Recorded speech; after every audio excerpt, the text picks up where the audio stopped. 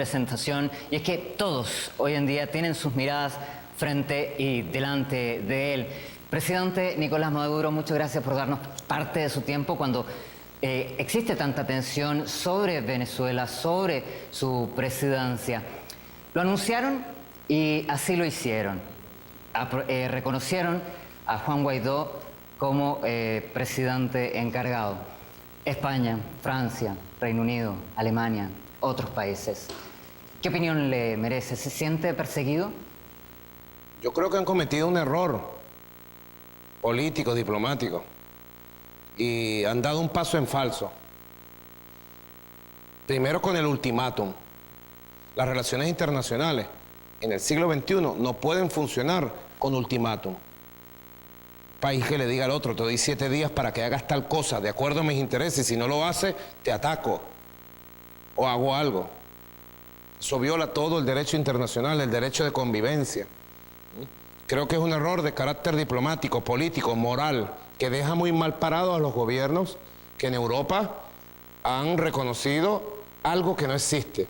En Venezuela hay un solo gobierno, electo por el voto popular, de manera constitucional, juramentado de acuerdo a esta Constitución y en pleno ejercicio de funciones y del poder. Y ese gobierno lo encabezo yo humildemente, Nicolás Maduro Moro. Todo lo demás que se intenta imponer sencillamente es un golpe de Estado. Bufo, es una payasada. Y de verdad da vergüenza ver cómo algunos gobiernos de Europa terminan a la cola de una política aventurera, extremista que se impone desde Washington. Todo esto se planificó en la Casa Blanca. Y la Casa Blanca ha ejercido sus mecanismos de presión diplomática para imponerle a sus gobiernos satélites en América Latina y ahora a los gobiernos, digamos, indecorosos de Europa, una política condenada al fracaso, una política que viola el derecho internacional. ¿Cuáles, por ejemplo? ¿A qué gobierno se refieren? Bueno, los gobiernos del llamado Cartel de Lima son gobiernos subordinados a la política estadounidense, que le están haciendo un gran daño a la integración de América Latina y el Caribe, y que han pretendido por primera vez en nuestra historia imponernos las reglas de juego, gobernarnos desde el exterior, hacerle daño al país. Y en el caso de Europa es increíble. Criticaba puntualmente a Pedro Sánchez. A Pedro Sánchez le tengo que criticar, porque creo que él está cometiendo un error de la misma magnitud de José María Aznar. Cuando la guerra de Irak, José María Aznar se puso al servicio de la política de George Bush y se llenó de sangre para siempre. José María Aznar está marcado en la historia por la masacre, la guerra en Irak. Y yo digo, pido a Dios, soy un cristiano practicante, que nuestro país no llegue a una invasión y a un estado de resistencia armada de nuestro pueblo frente a una invasión norteamericana. Porque si llegara, las manos de Pedro Sánchez se llenarían de sangre para siempre. ¿Y usted no tiene miedo de cómo podría pasar a la historia? ¿Cómo cree que va a pasar usted a la historia? No me importa cómo irá a pasar la historia. Lo que sí te puedo decir es que no voy a pasar como un traidor, como un débil, como un hombre que le dio la espalda a sus compromisos históricos, como un hombre que le dio la espalda a su pueblo, ¿no? No sé qué va a pasar con la historia hacia el futuro. Lo que me importa hoy es cumplir mis funciones, defender mi país, denunciar la agresión militar y la amenaza de la agresión militar de Donald Trump contra Venezuela. Y que en Venezuela, como está sucediendo hoy, prevalezca la paz, triunfe la paz. Ya no hay presiones de ultimátum, sin estas presiones de una forma independiente, soberana, de voluntad propia. ¿Convocaría a elecciones anticipadas presidenciales? Las únicas elecciones que están pendientes en Venezuela son las del Parlamento, que de acuerdo al cronograma constitucional deberían ser en el 2020. Yo he propuesto que se convoque a elecciones adelantadas del Parlamento por parte de la Asamblea Nacional Constituyente, y eso está en debate en el país. Las elecciones presidenciales las acabamos de hacer, no ha cumplido ni un año. La convocatoria constitucional, la elección transparente, directa con observadores internacionales. El problema de la oposición no es unas elecciones más. Venezuela no tiene déficit de elecciones. Hemos hecho 25 elecciones en 20 años. En los últimos 18 meses hemos hecho 6 elecciones. No es déficit de elecciones lo que hay en Venezuela. Las elecciones el año 2018 se adelantaron por propuesta de la oposición. Todo el año 2017 la oposición estuvo proponiendo adelanto, adelanto, adelanto, y en diciembre de 2017 le dijimos, sí, vamos a adelantarla. Pero ahora el escenario es distinto. Hay amenazas de guerra. Trump no descarta una acción militar. Usted tampoco lo ha hecho, ha dicho que va a crear 50.000 unidades populares de defensa. El escenario es complejo. ¿Teme por una guerra? Venezuela no va a haber guerra ni intervención militar. Pero eso no quiere decir que no nos preparemos para defender nuestra tierra, que es sagrada. Que preparemos todo el sistema de armas, el sistema de artillería, misilístico, el sistema de armas, que preparemos a los 2 millones de milicianos que tenemos, que estemos haciendo ejercicios militares para dejar a tono toda la capacidad de despliegue del poderoso ejército bolivariano, de la aviación militar bolivariana, de la Armada bolivariana, de la Guardia Nacional bolivariana. Nos preparamos para la defensa nacional, pero también nos preparamos para derrotar las amenazas ilegales que están en contra del derecho internacional de invasión del ejército de Estados Unidos por parte de Donald Trump. Sencillamente son inmorales. Yo aprovecho cada medio de comunicación para pedirle al mundo entero, a jefes de Estado, a jefes de gobierno, a líderes del mundo, para pedirle a movimientos sociales, para pedirle a la opinión pública del mundo que salgan al paso a denunciar y a detener la locura de Donald Trump contra Venezuela. Nos ha amenazado de una invasión militar y Venezuela está de pie. Venezuela no se va a rendir nunca. ¿Pero le están escuchando? Yo creo que se escucha y empieza a levantarse una ola de conciencia, de sensibilidad mundial. Y cada día que pase va a haber un repudio más grande a Donald Trump y a sus amenazas. El siglo XXI no es un siglo de cañoneras, de amenazas militares, no. El siglo XXI tiene que ser un siglo de diálogo, de civilizaciones, de política, de respeto a la diversidad, de paz, de convivencia, de búsqueda de soluciones pacíficas, diplomáticas a los conflictos que hay en el mundo. Desde Venezuela enarbolamos el diálogo como bandera fundamental. Diálogo, pero en paralelo el ejército se está preparando. Sin embargo, ningún pueblo puede estar preparado para una guerra. La gran pregunta es cómo evitar una guerra. Con la verdad, con la diplomacia de paz, con la opinión pública mundial y prepararnos para ser impagables desde el punto de vista de costos militares, humanos, una guerra, una invasión por parte del ejército de Estados Unidos. Yo pregunto, ¿cuál es la causus bellis? Se dice así, ¿verdad? Causus belli. ¿Cuál es la causa bellis de Donald Trump contra Venezuela? ¿Cuál es? Nosotros tenemos armas de destrucción masiva. Nosotros somos una amenaza a la seguridad de Estados Unidos. No, la causa belli, ¿tú sabes cuál es? El petróleo de Venezuela, las riquezas de Venezuela, el oro de Venezuela, el gas, los diamantes, el hierro, el agua, nuestras riquezas materiales. La causa belli es la riqueza moral de la revolución bolivariana, de acabar con una revolución que da ejemplo de independencia, de justicia social. No tienen razones para amenazar. Y Donald Trump debe retirar de inmediata su amenaza militar contra un pueblo pacífico y noble, el pueblo de Bolívar, el pueblo de Venezuela. Pero son amenazas externas, también hay un conflicto interno. El interno, ¿cuál es la gran amenaza? En lo interno se ha pretendido imponer un golpe de Estado contra la Constitución. Se ha pretendido imponer un gobierno paralelo que nació fracasado, que no existe. Es un gobierno virtual de redes sociales, con apoyos de los gobiernos satélites del mundo. Se ha pretendido sustituir la soberanía del voto popular, que es el único que puede elegir presidente en Venezuela, por una autoproclamación en una plaza pública y por las redes sociales y el apoyo mediático. No, nosotros creemos, yo creo decididamente en el camino del diálogo.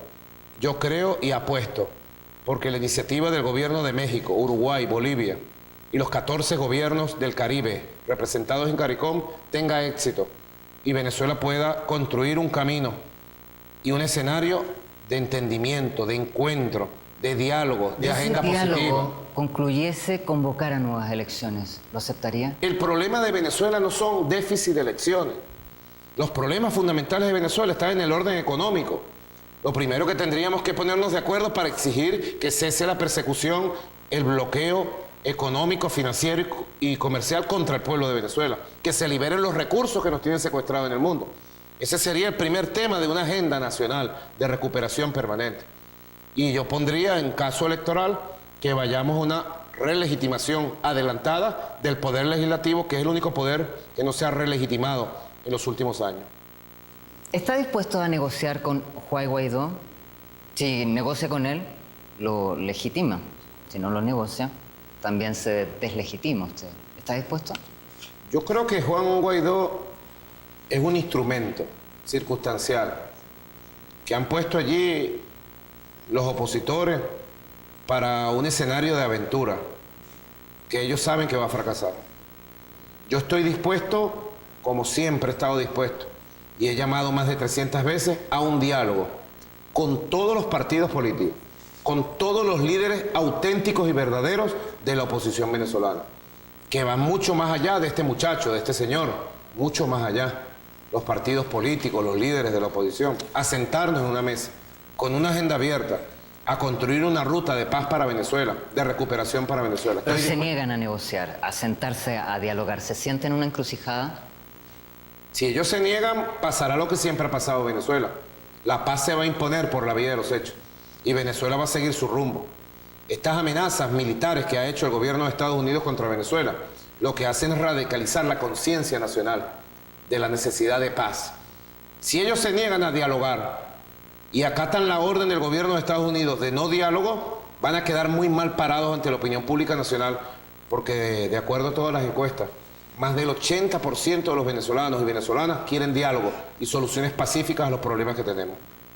En lo internacional, Trump tampoco está dispuesto a dialogar. México propone esa iniciativa. En lo mundial, ¿México ha sido un factor clave? ¿Rusia, China? ¿Cómo solucionar esta crisis a lo global? Yo agradezco la posición dialogante, diplomática, de la mayoría de los gobiernos del mundo, decenas de gobiernos del mundo.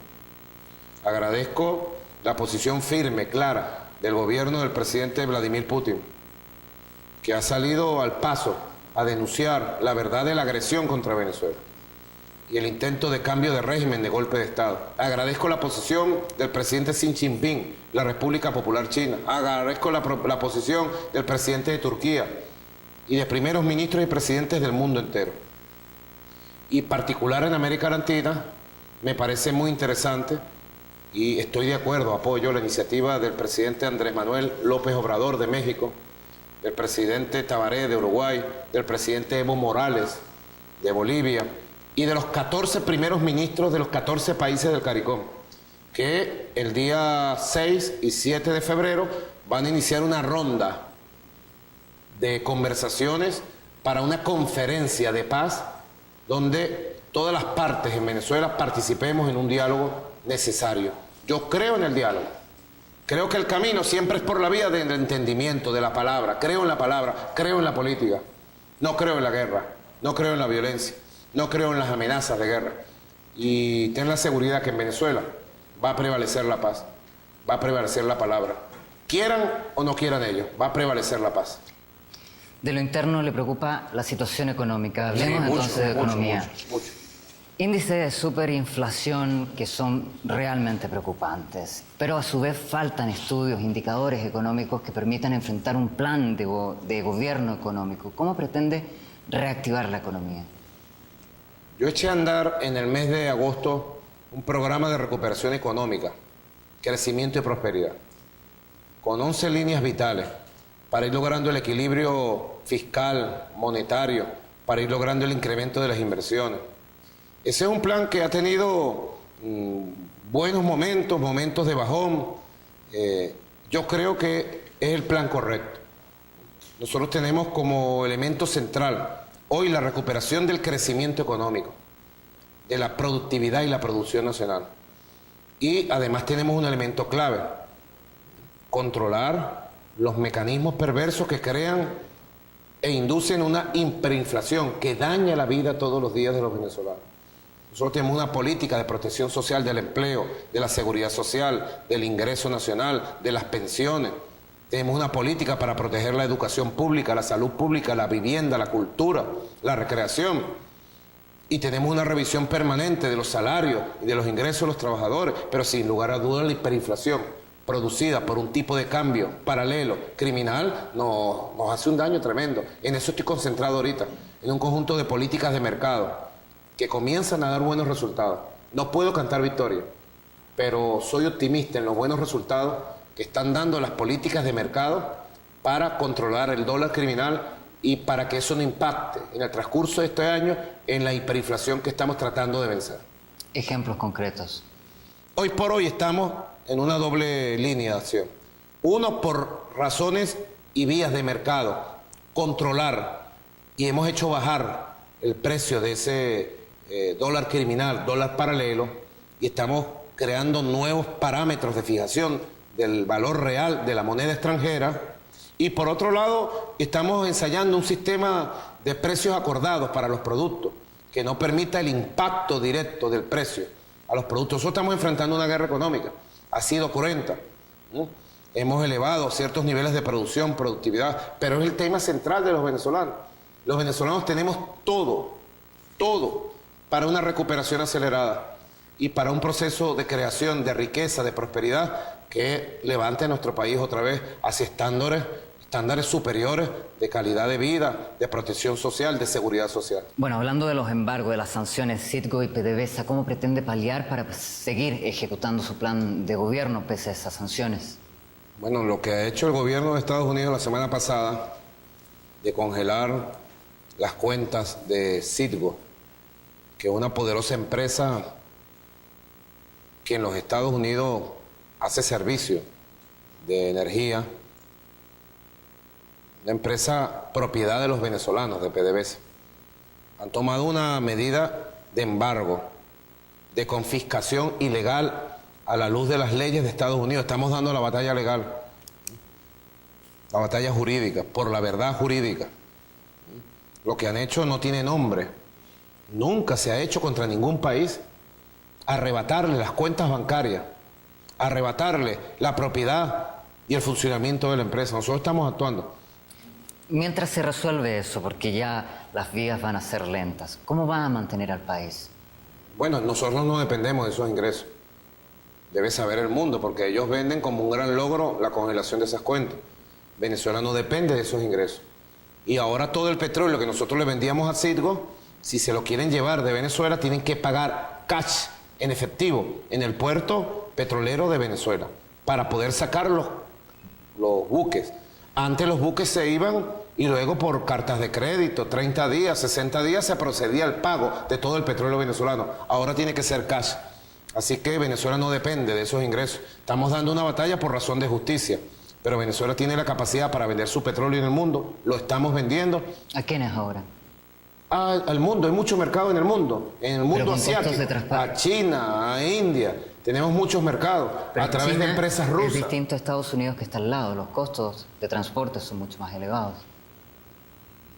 Pero mantenemos nuestra independencia en la venta de nuestro producto. Y nosotros vamos a seguir en un plan en el cual estoy empeñado por elevar de 1.500.000 barriles que producimos hoy a 2.500.000 a mediados de año, para que Venezuela tenga los ingresos necesarios y suficientes para apuntalar, para apalancar la recuperación económica. Usted dice independencia, mantener la independencia versus los beneficios económicos. Con esa misma independencia, ¿va a aceptar o no el ingreso de ayuda humanitaria que le ofrecieron desde el extranjero a Guaidó? Es un show político.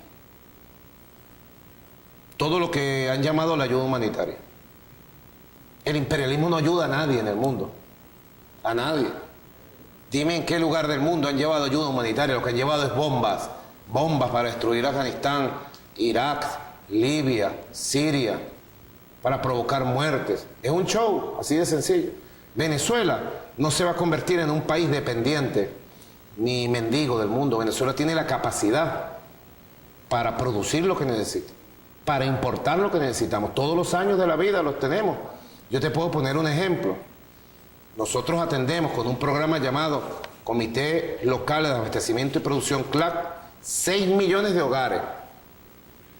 Le llevamos el mercado de 24 productos, por lo menos cada 20 días, a 6 millones de hogares, combinando producción nacional y combinando productos importados. 6 millones de hogares de manera fija, miles de toneladas, miles de toneladas. Eso es un verdadero plan de ayuda humanitaria. Y nosotros vamos a seguir garantizando que nuestro pueblo tenga educación, salud, alimento, acceso al trabajo, como hoy por hoy lo tiene. Todo lo demás es un show barato que pretende justificar entonces una intervención. No va a aceptar no voy a aceptar ningún tipo de intervencionismo, ten la seguridad. Aun cuando esté bajo el nombre de ayuda humanitaria. Así lo vistan de seda, así lo vistan de oro. Venezuela no es un país de mendigos y a Venezuela la vamos a hacer respetar. En ese mismo sentido, entonces, usted ha enumerado numerosos logros de los 20 años de la revolución. ¿Cuántos años más se necesita para alcanzar el sueño al completo? Nadie pudiera decírtelo de verdad, siendo sincero. Para alcanzar el sueño de independencia republicana, hemos tenido una jornada de 200 años. Los procesos históricos a veces se aceleran, a veces se extienden los plazos. Sin lugar a dudas, la Venezuela que existía hace 20 años, desde el punto de vista de los derechos del pueblo, es muy distinta hoy. Un pueblo con su derecho a la educación, a la salud, a la vivienda, a la recreación, al trabajo estable. Un pueblo que tiene todavía muchos retos y muchas necesidades por resolver. Y seguramente yo creo que para las grandes tareas de la economía, del aparato productivo nuevo, yo creo que Venezuela va a necesitar por lo menos 10 años más en el apuntalamiento de un aparato productivo sólido desde el punto de vista tecnológico sustentable y que genere la suficiente diversidad en la riqueza nacional para no depender de un solo producto, el petróleo. 10 años más de revolución con Maduro, vendrán otros. Bueno, seguramente hay nuevos líderes y lideresas. Se decía mucho que cuando el comandante Chávez no estuviera, la revolución se acababa. El comandante Chávez sembró, formó una generación, formó una dirección colectiva. El comandante Chávez en su momento me entregó la batuta a mí. Me dio la confianza. Y yo he estado al frente de nuestra república, de nuestra revolución estos 6 años.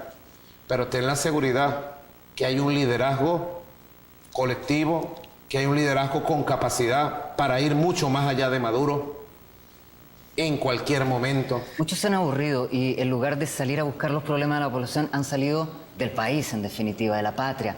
Cifras oficiales no las hay. La ONU dice 5 millones. Desde su gobierno se han planteado entre 600 y 900 mil. Pero más allá del número, ¿comparte el sentimiento de esa gente que se va? Yo te digo, nosotros tenemos indicadores internos del país muy poderosos. Por ejemplo, la matrícula escolar. Para el periodo de este 2018-2019 aumentó la matrícula escolar en el país 7%. Estamos llegando a un 90% de cobertura de educación inicial, primaria, secundaria y universitaria. El consumo de electricidad subió un 6%. El número de trabajadores trabajando efectivamente subió un 7%. Son indicadores concretos de trabajo, de empleo, de consumo eléctrico. El consumo de gasolina subió bárbaramente un 12%. De matrícula escolar. Eso te dice el movimiento de las ciudades. Si aquí en Venezuela se hubieran ido 3, 5 millones, tuviéramos ciudades fantasmas. Somos apenas 30 millones de habitantes. Venezuela, al contrario, es un país receptor. Tú debes saber, en Venezuela viven 5.800.000 colombianos. ¿Pero indicadores de migración los tienen? Pero déjame terminarte esta parte y ya te contesto. Donde tú vayas, aquí consigues a un colombiano, a una colombiana.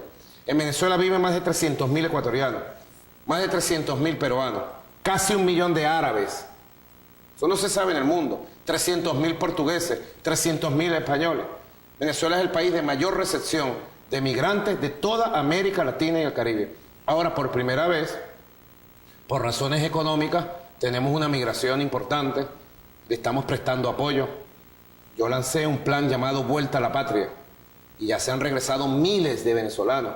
Todos los días llegan autobuses. Todos los días llegan autobuses. Por avión, yo he puesto un puente aéreo que ha ido a Bogotá, a Ecuador, a Perú, a Argentina, y hemos regresado 12.000 venezolanos. Tenemos 50.000 venezolanos inscritos en la Embajada de Chile, de Argentina, de Ecuador, de Perú para regresarse. Muchos venezolanos se fueron con una esperanza de mejoría. ¿Y qué encontraron? Xenofobia, persecución, explotación. Muchos han salido, decíamos. John Bolton le ha invitado a jubilarse en una playa fuera de Venezuela. ¿Dónde se jubilaría usted? Yo me jubilaría con mis nietos, nietas y bisnietos cuando cumpla 90 años en un barrio de Caracas, en la montaña del Ávila, en una playa en Cata, Catica, en Venezuela. Yo soy venezolano, viviré hasta el último de mis días en mi patria. Todas estas locuras obsesivas de la Casa Blanca, de John Bolton, de Donald Trump, sencillamente se van a estrellar contra la realidad. Ellos nos subestiman. Yo siento que nos desprecian. Donald Trump, John Bolton, Mike Pompeo, Mike Pence, tienen un desprecio. Son una supremacía blanca, imperialista, que tiene el poder en los Estados Unidos. Y tienen un desprecio por todos los pueblos del mundo, por América Latina, por Venezuela. Tienen un desprecio por nosotros. Y sus declaraciones van condimentadas del desprecio, de la xenofobia, de la prepotencia, de la arrogancia. Así veo yo las declaraciones de este John Bolton. Muchas gracias por su tiempo. Bueno, gracias a ustedes. Saludos. Llegamos así al final de esta edición de nuestro programa de entrevista. Nos vemos en una próxima entrevista.